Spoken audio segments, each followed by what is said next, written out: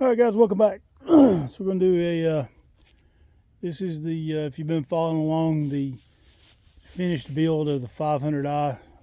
There was a few shorts and then a couple of, 4 or 5 minute videos. So it's going to be some test cuts. We're going to let it run a little bit and let it build its loop for the fuel injection. So it'll be a couple warming cycles, just kind of, just typical, test out everything. But anyway. There again, not a race, not a speed cut, just testing it out and getting some heat cycles. It's got a Sugi, I think it's a 28. Aftermarket dogs, I think they're West Coast. Yeah, West Coast dogs. Could be might be a 36. 36 or 32, I can't remember. Doesn't matter really. Aftermarket air filter. But you ain't gonna be able to hear anything once I start it, so we'll just do a few cuts and see how she does.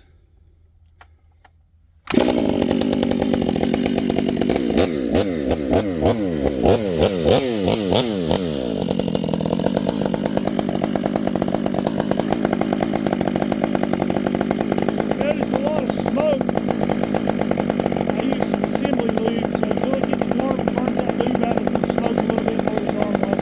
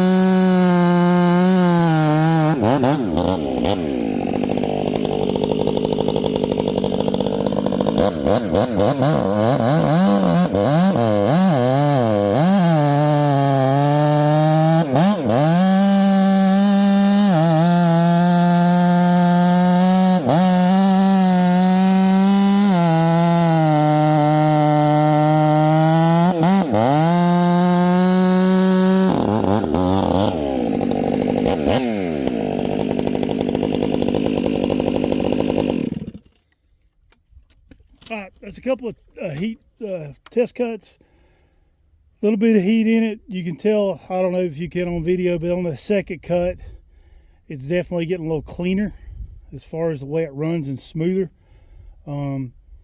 Just for context, this is red oak, I think. It's hard to tell the shadow being red oak or white oak. I can't remember which. It's been sitting a while. Anyway, and it's currently right at freezing, and it's been in the teens the last couple of days, so it's pretty froze. Anyway, I don't touch the bars or the chains. That's however the customer brings it to me. If they do, if it has their own bar and chain, then that's how I test it and tune it. Otherwise, I just use a test chain. Anyway, so I'll crank it back out, do a few more test cuts, and I think she's going to be good. She feels strong.